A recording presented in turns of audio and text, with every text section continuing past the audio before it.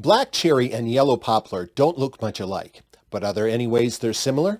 I'm Frank Owens from the Wood Identification Team at Mississippi State University. In this series of videos, we'll teach you how to identify North American woods the scientific way, with a small magnifying glass called a hand lens. In our previous video, we taught you how to identify red alder and birch. In this video, we'll show you two more diffuse porous woods that, although easy to differentiate from each other, have several anatomical features in common: black cherry and yellow poplar. Both woods are popular, readily available in North America, and used for furniture, cabinets, paneling, and other applications. Although widely used in North America, the common name yellow poplar, or sometimes just poplar, is somewhat of a misnomer. True poplars belong to the genus Populus, which includes the aspens and the cottonwoods. Taxonomically speaking, yellow poplar is not a poplar at all. Rather, it belongs to a completely different genus called Liriodendron. To avoid confusion, some traders refer to this species as tulip wood. Examples like this demonstrate the importance of knowing the correct scientific name for every species.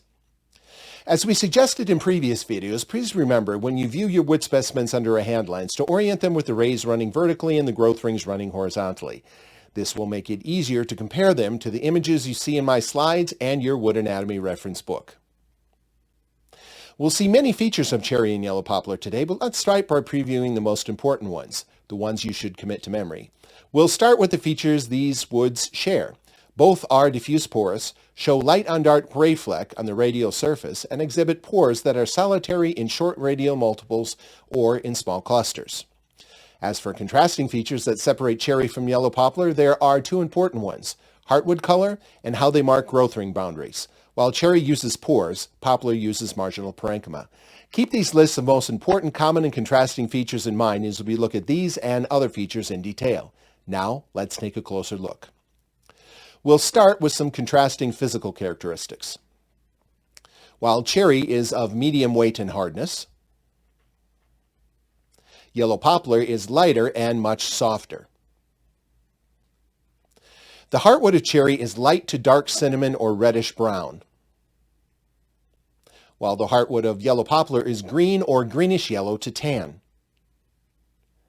Now let's look at some anatomy. We'll start on the tangential surface. Both cherry and yellow poplar have what we call even grain. This means there's little to no visual contrast between the early wood and late wood on the tangential surface. Now let's move to the radial face. Both woods exhibit light on dark ray fleck. Finally, let's look at some transverse features. Both woods are diffuse porous. And in both woods, the pores are solitary or in multiples of 2s or 3s or in small clusters. While the growth ring boundaries are discernible in both species, they are marked in different ways.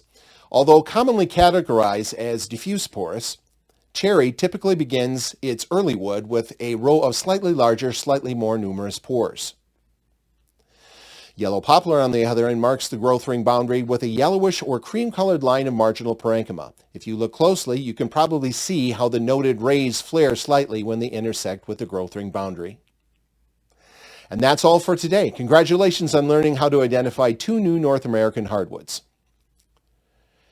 Now that we've covered the maples, birches, alder, cherry, and yellow poplar, we'll move on next time to two of the lightest weight commercial species in North America: basswood and aspen. If you're interested in learning how to identify wood the scientific way, please like this video and subscribe to our channel. We'll be rolling out new videos over the next several weeks. In the meantime, if you have a wood specimen you want scientifically identified, or in-person or online training for yourself or your company, please send me an email at frank.owens@msstate.edu. This video has been brought to you by Mississippi State University Extension, taking care of what matters.